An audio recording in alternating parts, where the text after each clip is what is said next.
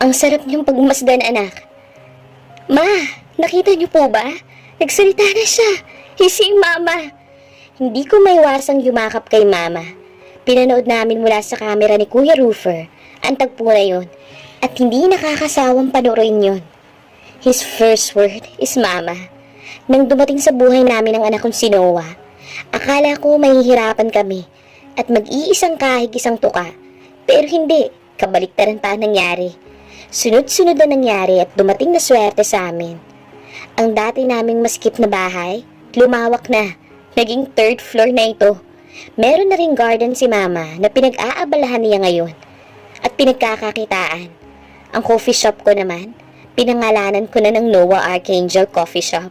Mas lumago pa yun, nakilala lalo ang business ko. Nadagdagan na rin ito ng branch sa iba't ibang lugar. Si Kuya Kevin na dating asa kumpanya ng iba, ngayon, may Kevin Cars Company na. At isa pa, sila na rin ang kaibigan kong si Ivy. At masaya ako para sa kanilang dalawa. Si Kuya Roofer, ipinursige ang pangarap na maging isang ganap na photographer. At ngayon nga, uuwi na siya galing Singapore. Siyang tinagurian naming explorer ng pamilya dahil sunod-sunod ang project nito sa iba't ibang bansa. Napakabilis ng pangyayari at hanggang ngayon, hindi pa rin ako makapaniwala. Noah Archangel, my son is our lucky charm. Our family angel in disguise. Napakaswerte ko at ako ang naging ina niya. Wala na ata ako mahihiling pa. Dahil alam ko na napalaki ko siya ng maayos, nang walang tulong ng kahit na sinong ama. Misha, napahinto kami ni mama sa pag-i-scroll ng camera ng mga larawan ng anak ko nang marinig ko ang boses ni Kuya Kevin. Kasama nito si Ivy at si Kuya Roofer. Wala akong mabasang emosyon sa mga mata nila. Ano yun, Kuya? May problema ba? Hindi ko alam, pero tumatambol ang dibdib ko sa kaba. Tila may masama silang balita sa akin. Nahanap na namin ng doktor na nagturok sa'yo. Inabot ko kay mama ang anak ko dahil nakatulog na ito sa bisig ko. Napanganga kami nang mapunta sa address na sinasabi ni Kuya Kevin. Maraming tao sa labas, kumpulan sila. Ganito ba karaming napagaling ng doktor na yon? Hindi ko maiwasang kabahan nang tuluyan kami makapasok. Sumalubong sa amin ang tahimik na paligid. Nagawi sa amin ang atensyon ng lahat. Ganun rin ang pamilya ng doktor na nasa harap. Isa ba kayo sa naging pasyente ng asawa ko? Tanong sa amin ng isang lalaki na medyo may edad na. Palagay ko nasa 40s na to. Namamaga ang mga mata nito. Halatang malungkot dahil sa kinahinat na ng asawa. Po, ako po ang naging pasyente niya. Ganun ba? Halika kayo, pumasok kayo. Pagpasensyahan nyo na ha. Hindi ko kayo kilala. Salamat sa pakikiramay. Hindi ko alam kung ano ang tamang mararamdaman ko. Dahil halo-halong emosyon na ang nararamdaman ko ngayon. Talagang pinaglalaroan ako ng tadhana. Akala ko maaari kong makilala ang ama ng anak ko kahit para lamang sa anak ko. Oo, natagpuan namin ang doktor. Pero wala rin dahil patay na siya. Nalulungkot ako para sa anak ko. Wala pa itong kamuwang-muwang pero pinagkaitan na ng mundo na magkaroon ng isang ama. Ang pamilya ni Doktora Perez ay naghihinagpis. Namatay ang doktor dahil sa cancer. Wala naman raw itong nabanggit ni isa sa pamilya na may taning ng buhay nito. Dahil sa dumagsa ang mga tao at umingay, nagising ang anak ko. Ngiti ang sinalubong nito sa akin. Patawad anak, mukhang hindi kita mabibigyan ng isang buong pamilya.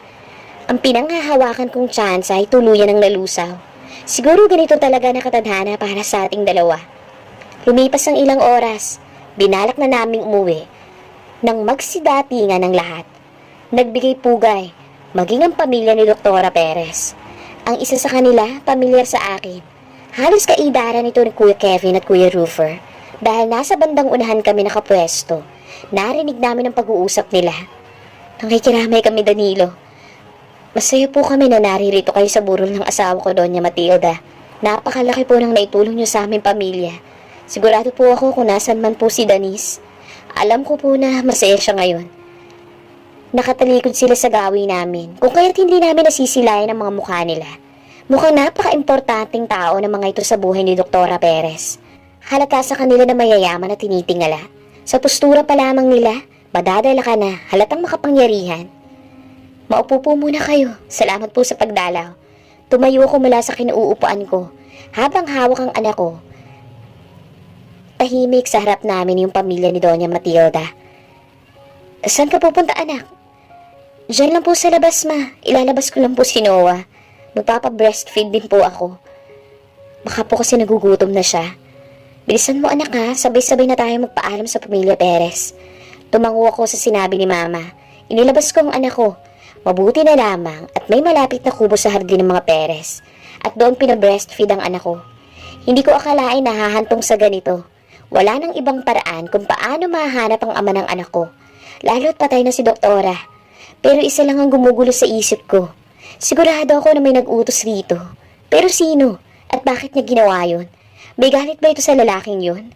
Natanaw ko yung tinatawag nila na Doña Matilda. Papalabas na mula sa loob. Nagtataka ako ng tahaki ni Tondan papunta sa kubo na kinaroroonan ko. Bala ko sanang umalis pero parang napakabastos naman. Kaya nanatili na lamang ako roon. Don't you mind if I join you here? Sige lang po. Nahihiya ako rito nang maramdaman ko ang pag-upo nito sa tabi ko. Masayang pinaglalaroan ng anak ko ang kamay kong hawak-hawak nito. Kaya napangiti ako. Is he your son? Opo. Dinungaw nito ang anak ko. Napatuloy pa rin sa paghagikik. Hindi ko alam kung namamalikmata lang ako nang makita nito ang anak ko. Sa huling ngumiti ito. She looks so young and fresh. Halos magkasing edad lang siguro ito at si Doktora Perez. Mukha lamang bata itong si Doña Matilda. He's so handsome. I love his green eyes. Same with my husband and son. You know that? Green eyes is one of the rarest color. Can I hold him? Sa una nag-aalangan pa ako. Lalo na't kakikilala ko pa lamang sa kanya. Pero inabot ko pa rin dito ang anak ko. Mababakas ang ngiti sa mukha ng matanda. Halatang sabik na sabik. I hope I has already an apo. Pero mga anak ko, mukhang wala pang balak. He's so cute. Oh my, he looked like my first son. What is his name anyway? Noah po. Noah Archangel. He has a beautiful name. And it suits him. Cause he was so handsome. Mukhang nalibang ito sa paghawak kay Noah. At natagalan bago ito tumigil. Noah was also playing with Doña Matilda. Napapangiti siya sa tuwing pagmamasdan ng mga ito. Mukhang gustong-gusto na talaga nito na magkaroon ng apo. I'm so thankful to you, Iha. May I know your name? Misha po, ma'am. Oh, Misha. Thank you so much. At least naranasan ko kahit ilang sandali lang maging isang lola. Feel like I was on cloud 9. Sana mag-apo na talaga ako. Dumaan ang lungkot sa mata ng Doña Matilda. Sakit siguro sa ulo ang mga anak nito. Mom, kanina pa kita hinahanap, nandito ka lang pala. You should go back early. Nag-aalala na sa'yo si kuya. Nagawi ang atensyon nito sa lalaki na may berde ring mga mata. Napakagwapo nito sa polong suot. Wala itong kaarte-arte sa katawan. Isa ito sa mga lalaking kasama ni Doña Matilda na pumasok kanina. Naglibot lang naman ako. Namimiss ko kasi rito. It's been a month since I visit here. Tapos sa burol pa ni Denise. Halata ang lungkot sa mata ng Doña Matilda. Naikwento nito sa akin na matalik pala niyang kaibigan si Doktora Perez. Still, hindi ka dapat nagtagal. Napakulot ang noo ko nang dumako ang mata nito sa anak ko. Halata ang gulat sa mukha nito, na tila namang hapa. Nagulat siguro dahil berde din ang mata ng aking anak. Is he Kuya's son, Mom? Sabi ko na nga ba, makakadisgrasyang luklukong yun. Cloud! Your mouth! And he's not. So please shut your mouth. Okay, I'm sorry, miss. It's my mistake. Tinanguan ko lamang at binalingan ng anak ko. Nakita ko sa peripheral vision ko ang pagtitig ni Claude sa anak ko. Kaya napakunot noo ako na tila may malalim itong iniisip. Hindi lang masabi dahil nasa harap namin si Doña Matilda. So paano na yan, Misha? Mauna na kami sa'yo. Goodbye, baby Noah. See you when I see you. You made my day. Humalik pa ito sa pisngi ng anak ko, kaya napangiti ako. Napakaswerte na magiging apo nito. Claude, anak, kailan ba ako magkakaapo sa inyo ni Kane? Diyos ko, magsisikwenta na ako, wala pa rin. Wala ba kayong balak paramihin ang lahi ng daddy nyo? Naturingan kayong binayayaan. Pero hindi na ako kontento sa isa. Oh, nako, mami. Stop with your scheme. You better ask kuya, baka may naanakan siya na hindi niya lang alam. Yun ang huli kong narinig sa pag-uusap ng mag-ina bago sila nawala sa paningin ko. Pinili ko na rin na bumalik sa loob. Aalis na rin naman kami. Magpapaalam na lang kami sa pamilya Perez. Where did you go? Bakit ang tagal mo? Diyan lang sa isa sa mga kubo rito, kuya. Nagpa-breastfeed ako eh. Aalis na ba tayo? Umupo ko sa tabi ni Kuya Roofer habang hawak-hawak ang anak ko. Akin na si Noah. Ang swerte kong pamangkin. Inabot ko kay kuya ang anak ko dahil nakakaramdam na rin ako ng ngawit. Dahil kanina ko pa siya buhat-buhat. Mabuti na lamang walang sumpong ang anak niya at hindi umiiyak. Mr. Perez, magpapaalam na po sana kami. Ganun ba? Salamat sa nilaan yung oras upang makadalaw sa burol ng asawa ko. Isa ng karangalan yun. Maraming salamat. Nagpakawala ako ng malalim na buntong hininga nang makasakay kami ng kotse. Kita ko pa ang pagkaway sa akin ni Doña Matilda na ikinataka ng mga kuya ko at ni Mama. Do you know that old beautiful lady? Oo kuya, si Doña Matilda. Kakikilala ko lamang sa kanya sa cottage kanina. Natuwa kasi siya kay Noah eh. You don't know her? Her son Claude? Kane and Kim? Nagtataka akong tinignan si Kuya Kevin. Bakit kilala nito si Claude? Sikat ba to? Ganun ba siya hindi ka-updated sa social media? Hindi ko sila kilala, kuya. Maybe they're one of kuya's client kaya kilala nito si Doña Matilda. Nope. Sila ang isa sa mga kumpanya na nililigawan ko for a partnership. Their image is good, lalo na't nailipat na ni Don Quiros sa panganay nito na si Kane, ang kumpanya. Kane was dumb genius in business. Siguradong lalago ang car company natin kapag idinikit sa apelyido ng mga Eleazar. Walang nagbabalak na taliwasin at traido rin sila. They are really dangerous. Mas lalo ko naguluhan sa sinabi nito. Ganun pa kakilala mga Eleazar? Hindi ko alam pero malakas ang pakiramdam ko sa pamilyang yon. Tila pinapahiwatig nito na kailangan ko silang iwasan kung nais ko ng tahimik na buhay. Kung ganoon hanggat maaari, dinarasal ko na hindi ako makasalubong ng kahit na sinong isa sa mga Eleazar. Misha's POV. Magandang sikat ng araw pagkamulat ng mga mata ko. Nakahawi ang kurtina sa bintana kung kaya't nasinagan ako nito. Mas lalong lumawak ang ngiti ko na makita ko ang anak ko sa crib. Tahimik pa rin itong natutulog. Good morning, baby. Lumabas ako ng kwarto. Sa kusina, nakita ko roon ang dalawa kong kuya na tahimik na sumisimsim ng kape habang nagbabasa ng magazine.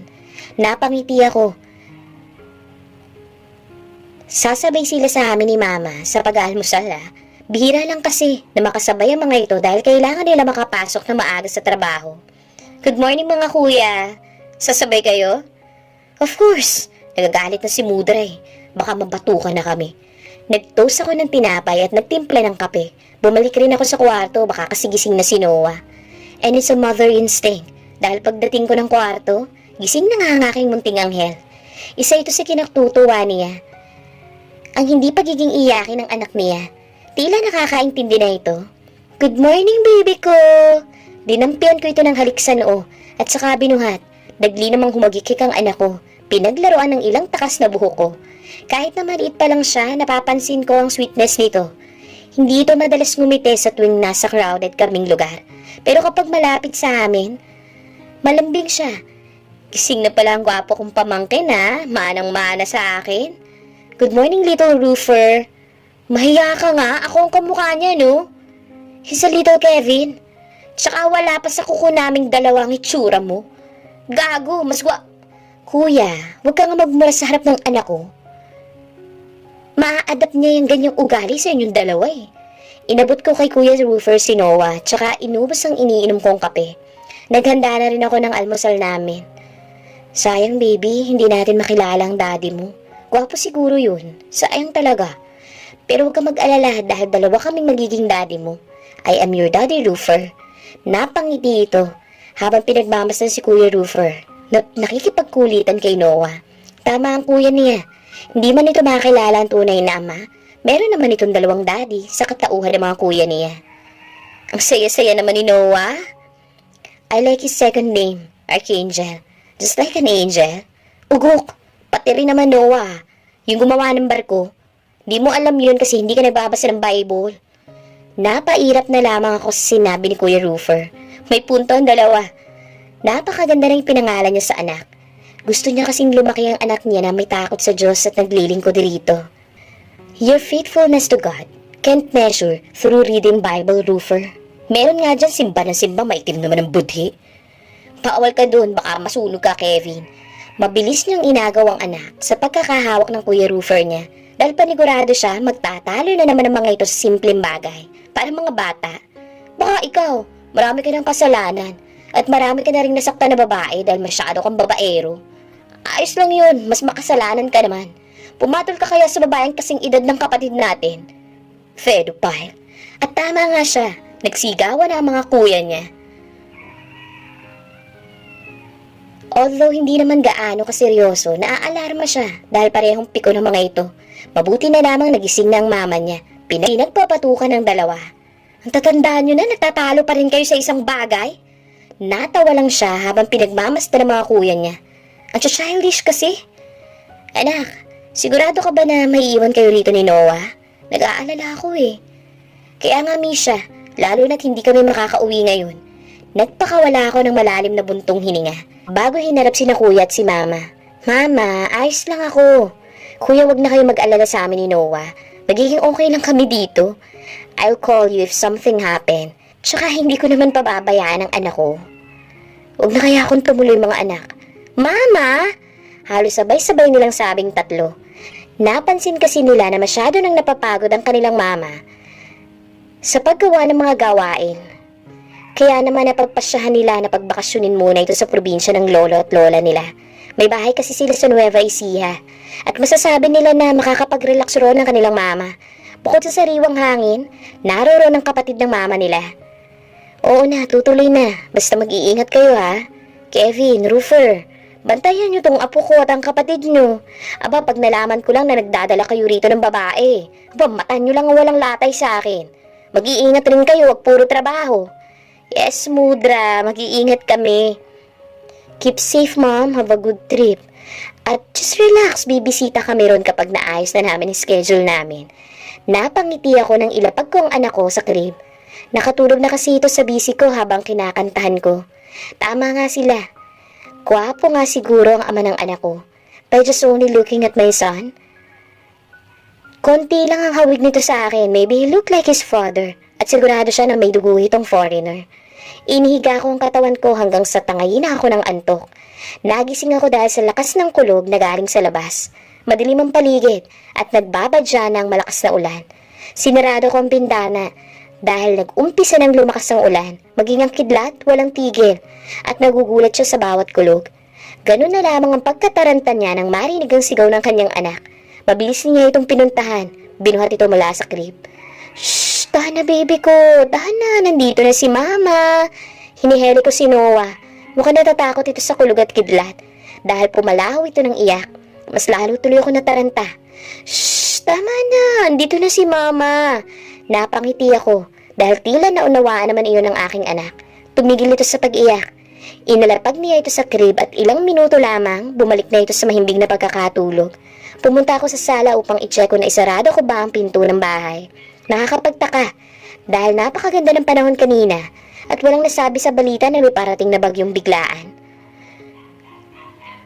Patuloy na lumalakas ang ulan at pansin na mula sa bintana ang tiunting pagtaas ng tubig sa labas. Narinig ko ang pagtunog ng cellphone ko kaya dagli ko itong sinagot. Hello Misha, kumusta kayo dyan ni Noah? Napakalakas ng ulan. Uuwi sana kami dahil cancel ang meeting ko at natapos naman kaagad ni Roofer yung trabaho niya.